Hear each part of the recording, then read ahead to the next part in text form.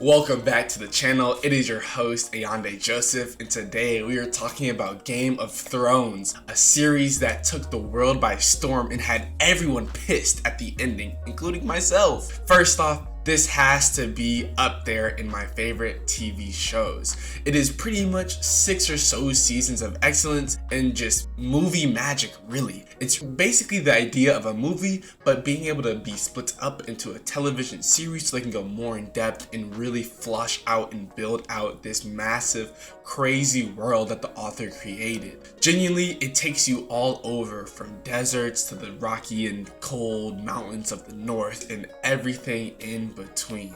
It honestly is just crazy how massive the whole world is and how well it's thought of and conceived. It is clear that the artists and the producers of the show worked closely with the author to really bring his vision in the world to life. First off, looking at the characters, the actors are amazing. I mean, we had star-studded cast to say the least. I can't even name all of them because they're just hit after hit after hit after hit. And I feel like for people that they weren't stars before, it helped to launch them into stardom.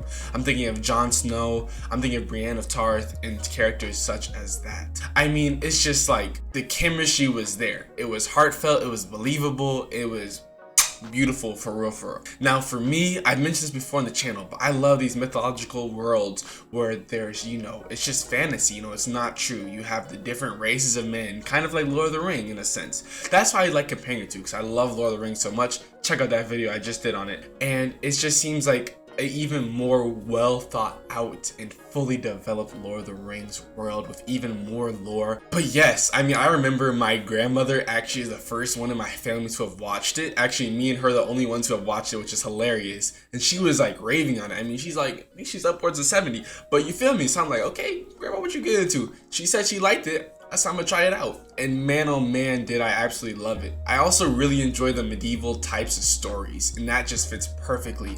And there were just so many different dynamics. I mean, the cast of actors is maybe over 20 or so that are main characters and get their own type of episodes that we really learn the intricacies about, and their thoughts and their feelings and their motives and desires. I think that's one thing that makes Game of Thrones so interesting, is that we have all these different plots going along, but meanwhile it's building